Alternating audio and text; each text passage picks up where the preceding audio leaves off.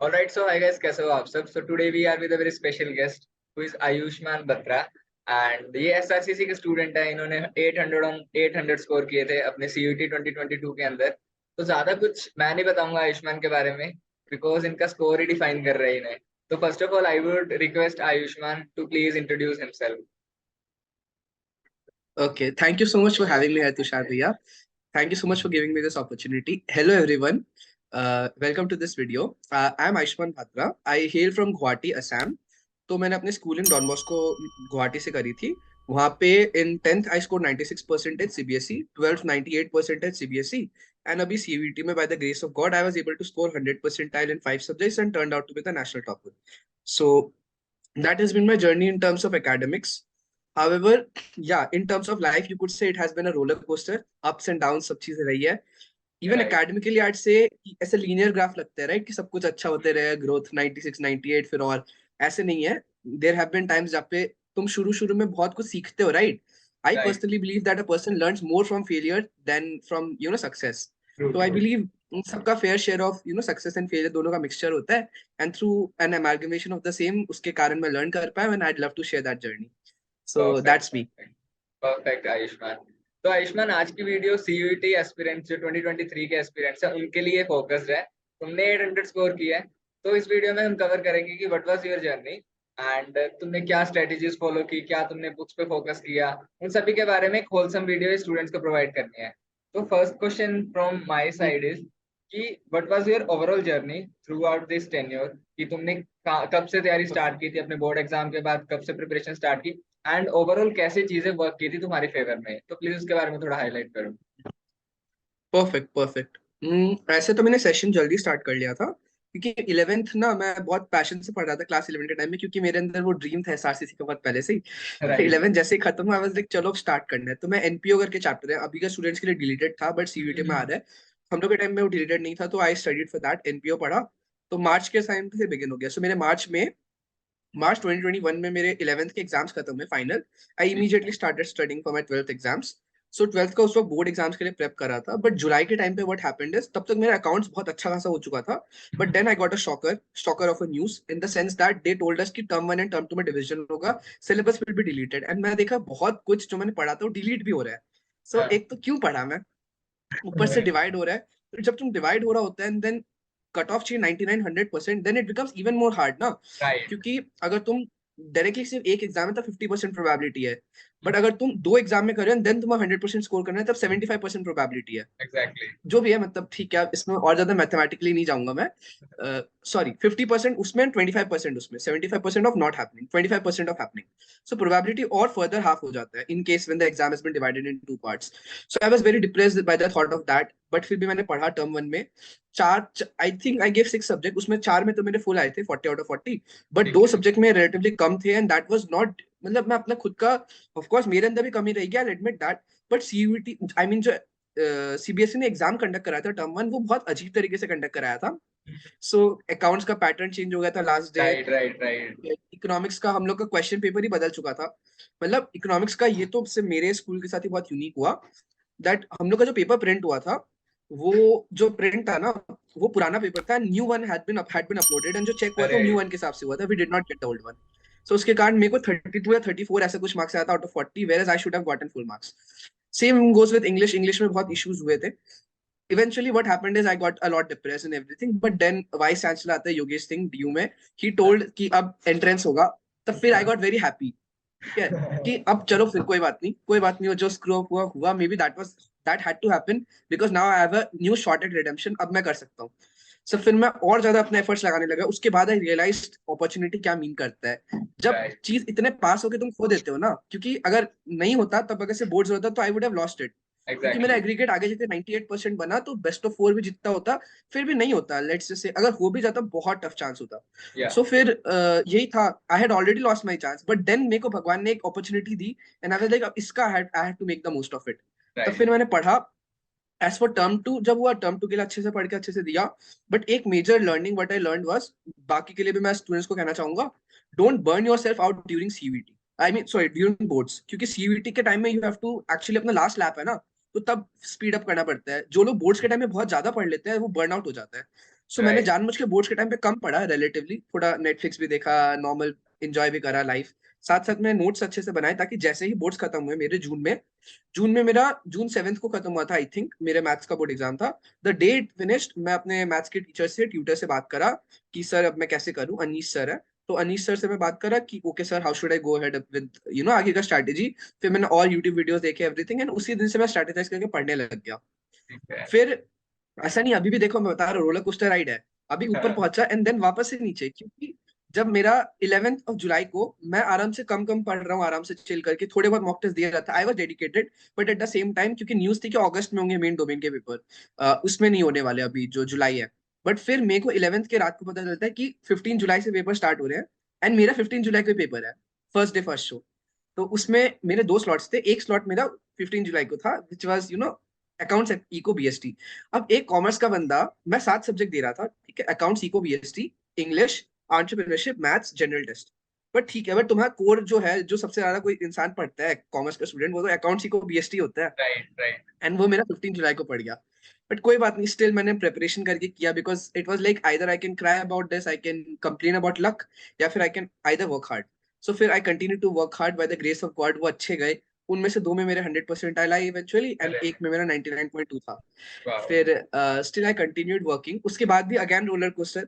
4 अगस्त को मेरा पेपर हुआ, 3 सब्जेक्ट मैंने दिए, उसका भी रेस्पॉन्स शीट जब मैं चेक करता हूँ तो तीनों में 200 थे।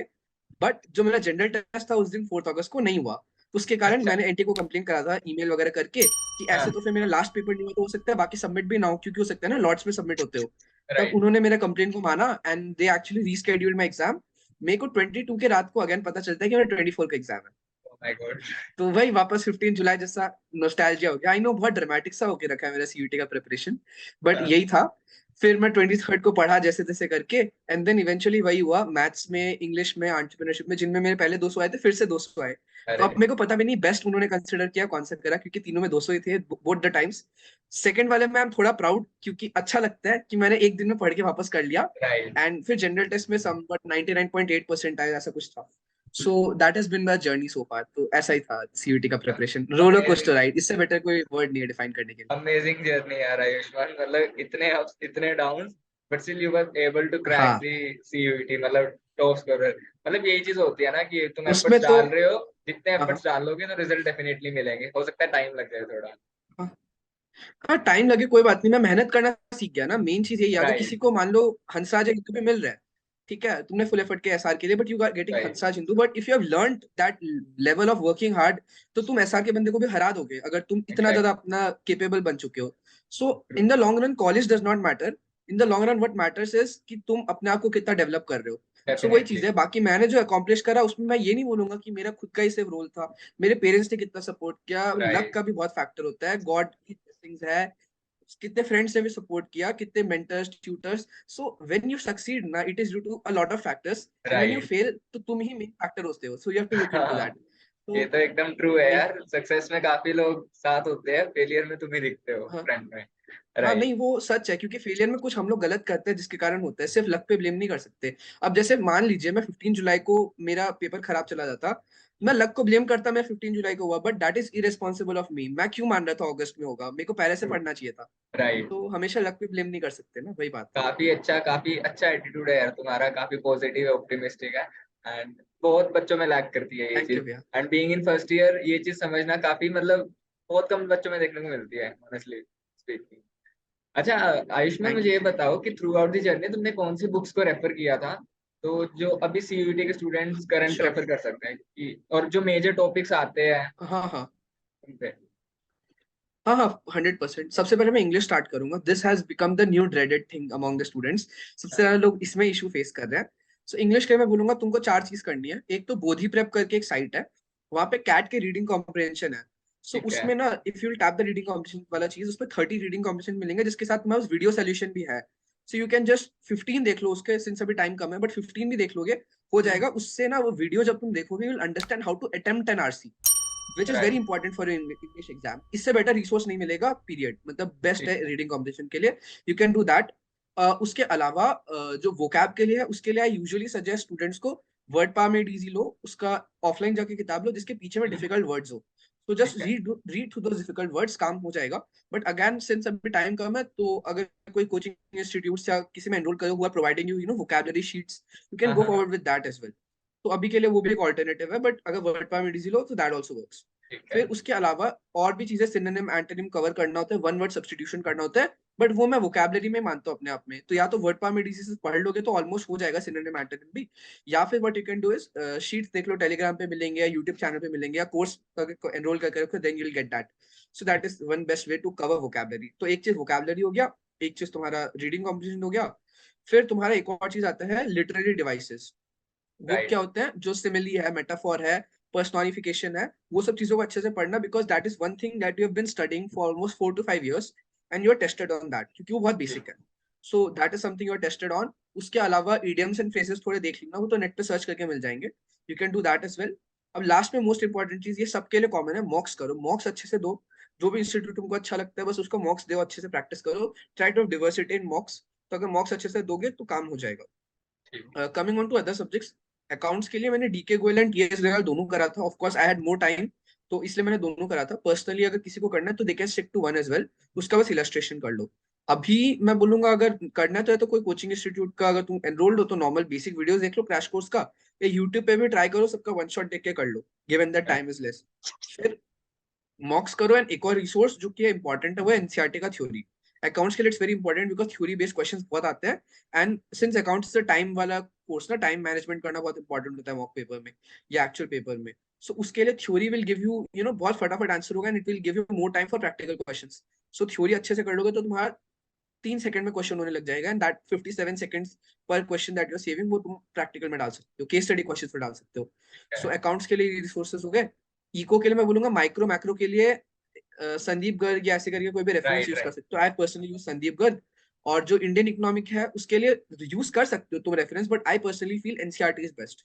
और बिजनेस स्टडीज के लिए nothing else but NCERT, that's it. बाकी मॉक्स तो ऑफ कोर्स करने हैं, बट कोई रेफरेंस मटेरियल यूज नहीं करना, दैट जस्ट एनसीईआरटी। और जो जनरल टेस्ट की बात होती है उसमें नॉर्मल कोई भी टॉपिक पहले मॉक्स दो, टॉपिक पता चल जाएगा तुम्हारा क्या वीक है, डायरेक्शन सेंस या मोशन, कोडिंग डिकोडिंग, जो भी चीज टॉपिक में सर्च करो, कोडिंग डिकोडिंग एक्सप्लेनेशन सीवीटी लिख दो, या सीवीटी मत लिखो, गवर्नमेंट एग्जाम का भी कोई वीडियो मिले उसको भी देख लो, स्टिल यू विल लर्न, क्योंकि जनरल टेस्ट हर जगह यूनिवर्सल है, सबका सेम ही रहेगा राइट। Topic concept. तो उसके लिए you need not follow some particular वाला चीज, दैट्स इट। काफी डिटेल में सो बता दीज आर दिया the resources Ayushman. That I use. काफी ज्यादा हाँ, मैं डिटेल नहीं में चाहता कोई बता। स्टूडेंट को कभी भी डाउट रहे या ऐसे राइट करके, राइट मैं सोचा राइट, सब ट्रू अच्छे से ट्रू। बता देता मतलब इससे अगर ये देख लेंगे वीडियोस के बाद, देखेंगे आई डोंट थिंक सो की जरूरत है कि क्या बुक्स रेफर की जाए, क्या तुम्हारी स्टोरी थी। मतलब तुमने ऑलरेडी काफी सारी चीजें कवर कर दी है। अ, इस हूँ। वीडियो को काफी शॉर्ट रखनी थी, ठीक है, बट स्टिल थोड़ी सी लंबी हो गई है। But I would like to conclude with one question. How does it feel to be part of SRCC?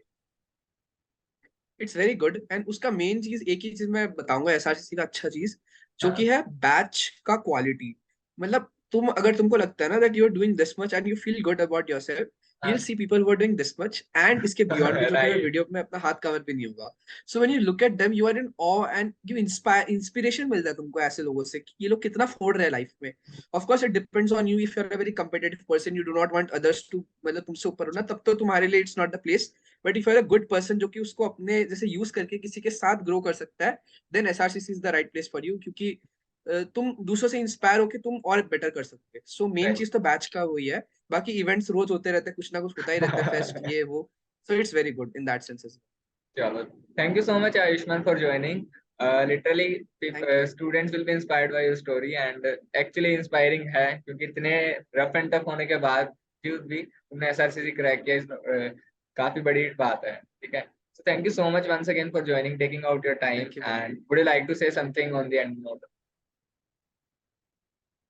Last में मैं ये बोलूंगा, सिंस अभी टाइम कम है तो just focus more on your मॉक्स। तो उसके अराउंड स्ट्रैटेजी रखो एंड टेंशन मत लेना, बिकॉज आई नो मैंने भी बहुत ओवर थिंक करा था, बट ऑनेस्टली मैं बता रहा हूँ, इन द लॉन्ग रन वो जो ओवर थिंकिंग है, वो एंजाइटी है, वो कुछ काम नहीं आने वाला। तुम बस काम लेवल हेड करके एग्जाम देने का ट्राई करो, मॉक्स प्रैक्टिस करो, धीरे धीरे you will see gradual improvement. जितना भी टाइम है, 10 days भी है, एनफ है, कोई टेंशन मत करो, बस जस्ट कीप इंप्रूविंग योरसेल्फ, ठीक है, दैट्स इट। चलो, ऑल द परफेक्ट। बेस्ट।